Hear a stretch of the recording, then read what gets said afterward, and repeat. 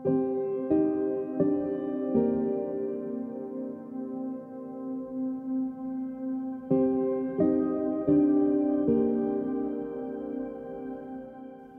dag, jeg gik ind ad den dør, ind i det rum, inden i mig selv.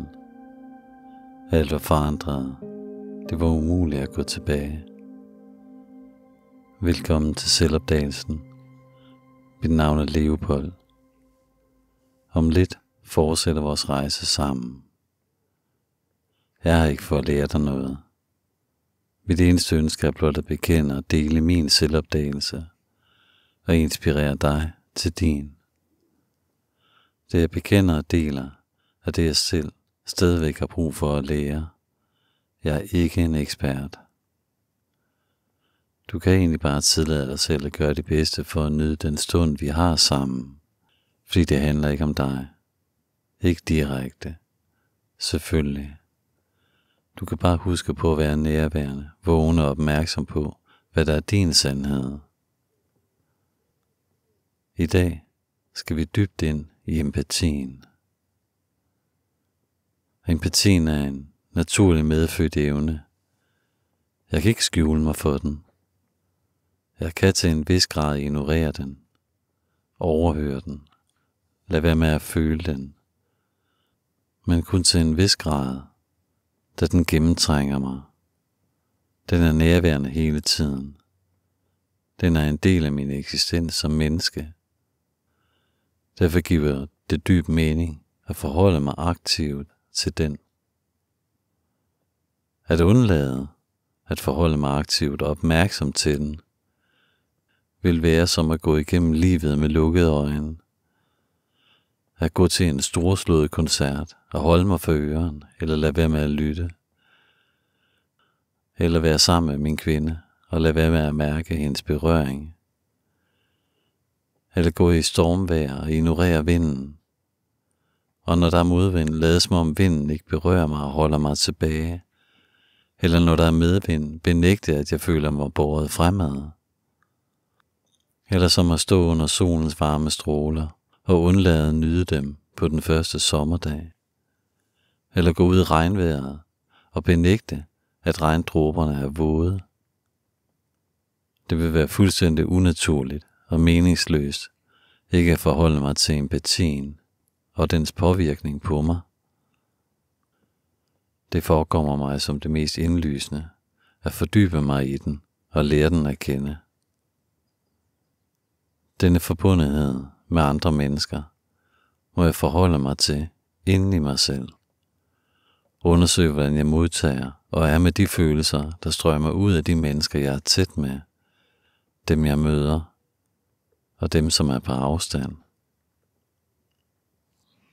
Empati er for mig det usynlige, der binder os sammen. Jeg kan ikke se følelserne, måske ikke genkende det i et ansigt. Jeg kan heller ikke høre følelserne, måske høre det i tonerne, men jeg kan bestemt mærke dem i min krop. Så selvom jeg lukker mine øjne og holder mig for ørerne, kan jeg mærke følelserne som usynlige tråde, der binder os sammen. Som lydløse lyde, der kun kan mærkes. Det er som et mærkbart netværk med de nærmeste, de fjerneste, dem jeg er forbundet med. Og jeg kan ikke sætte et skjold op foran dem.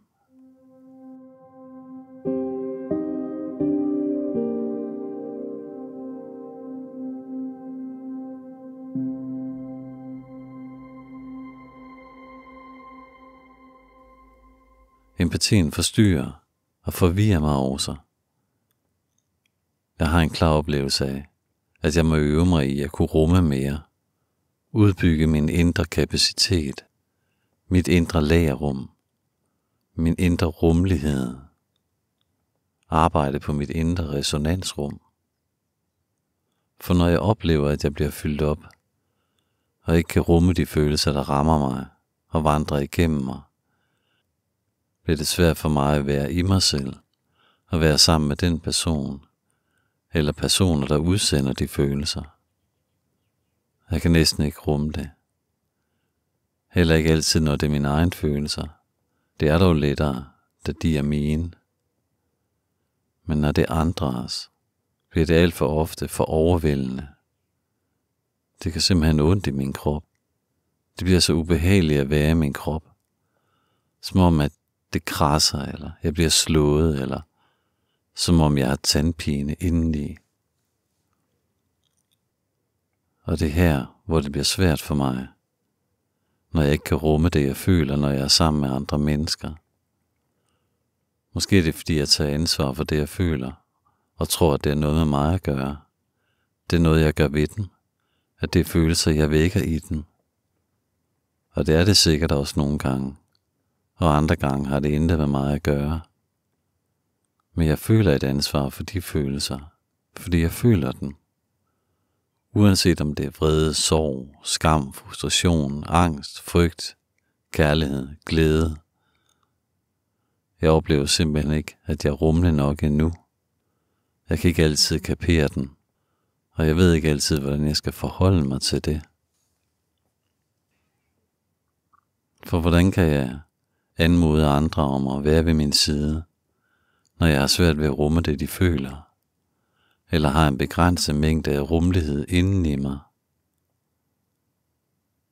Det må være min pligt som menneske at forholde mig til den udfordring, jeg har. Jeg kan jo ikke komme af med min empati. Jeg vil heller ikke undvære den, fordi den også er en fornøjelse. De behagelige følelser som glæde, kærlighed, omsorg, tillid, de smitter jo over sig. Og det er opløftende og lindrende. Derfor må jeg kultivere denne naturlige evne. Og der er kun ét sted, jeg kan gå hen, og det er inden i mig selv. Det er jo grundvilkår for mig som menneske, og derfor må jeg forholde mig aktivt og opmærksom til dette fænomen, som jo både er en fornøjelse og en forstyrrelse. Jeg kan jo ikke bede andre mennesker om at lade være med at føle, og jeg kan jo heller ikke selv lade være med at føle.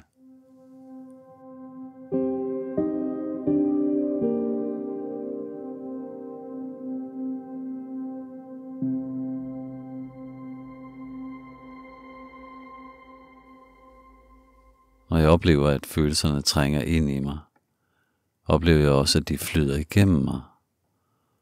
Og selv når jeg søger at holde fast på dem, som når det er kærlige følelser, flyder de blot igennem mig og forsvinder. Det er som en tone, der bliver slået an, der trænger ind og bliver en del af mig, og derefter forsvinder, fordufter i det fjerne. Og jeg kan jo vitterligt ikke gribe den. Jeg kan ikke fastholde den. Så det mest naturlige må jo være at lade den flyde igennem mig. Og i den stund, den er der, bemærke den, være sammen med den. Den store lære for mig er at lære at skelne imellem, hvad der er mine og andres følelser. Det er let, når jeg er alene. Det er, når jeg er tæt på en eller flere betydningsfyldte personer, at det bliver svært at skelne. Følelserne er ens, uanset om det er mine eller en andens. Så først må jeg erkende, at når jeg møder en person, der er kapret, eller som er meget følelsesladet, er det først, jeg skal vide, at det ikke er min følelse, jeg om lidt vil føle. Jeg må blot bemærke, hvad den gør ved mig. Bemærke, at jeg bliver berørt af den. Og vide, at det, at den anden føler noget, gør noget ved mig. Men det er ikke min følelse, jeg føler. Så det er ikke mit ansvar. Mit eneste ansvar, det er at lade det flyde igennem mig, for at kunne stå roligt inden i mig selv. Det står også tydeligt for mig, at jo mere fred jeg har med mine egne følelser, jo mere roligt står jeg i en andens følelse. Min opgave er at lade være med at stride imod, at jeg føler den andens følelser, og lade være med at involvere mig i den andens følelse. Lad være med at dømme mig selv og den anden. Eller så bliver jeg revet med. Så bliver jeg ligesom en forstærker for det, den anden føler. For min reaktion forstærker den andens følelser. Og hvis jeg selv bliver frustreret, hvis den anden er frustreret, er det som om følelserne går i sammenklang med hinanden. Ligesom en stemmegaffel, hvor den ene begynder at svinge i samme tone som den anden.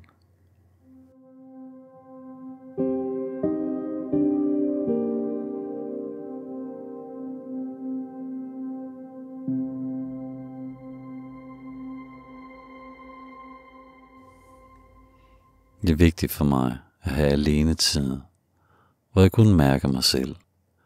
Og det er vigtigt at være sammen med andre for at kunne mærke dem. For at få øvet og træne min evne til at være med min empati. I dette samspil er det vigtigt, at jeg sætter mine egne grænser og siger fra, når jeg ikke kan rumme mere, når den kropslige uro bliver for stor. Inden jeg bliver den følelse, den anden føler, og jeg går i samklang, der er jeg nødt til at tage en pause fra det. Få en fysisk afstand. Tag mig alene tid. Og i den tid, kan det, der ikke er mit, forlade mig, flyde ud af mig. Jeg har opdaget, at det tager cirka 20 minutter, før det er ude af mig. Og i det tidsrum, søger jeg at undgå at forholde mig til den følelse, men at gøre noget andet. Skifte mit fokus. For blot en tanke eller et billede kan vække følelsen og få den til at vende tilbage. Lidt ligesom en genaktivering. Det er vigtigt at tage den tid af afstand, inden at jeg kan mødes med den anden igen. Så jeg kan tage ansvar for mig selv. Så jeg igen kan stå ved siden af den anden. Det kan stadig være en øvelse for mig at sige stop til en af mine nærmeste. Og fortælle, at jeg må gå. Fortælle, at der er tid til en pause. Dele, at jeg ikke kan rumme mere. At det gør for ondt inden i mig. At jeg ikke kan stå roligt ved den anden side. Fordi at det smitter mig. Frustrationen, frygten, vreden, tristheden. Den følelse, den anden føler. Og med den anden, tager det for mig tid at skabe et fælles sprog og en forståelse om, at det er sådan for mig. Men det er der, jeg er.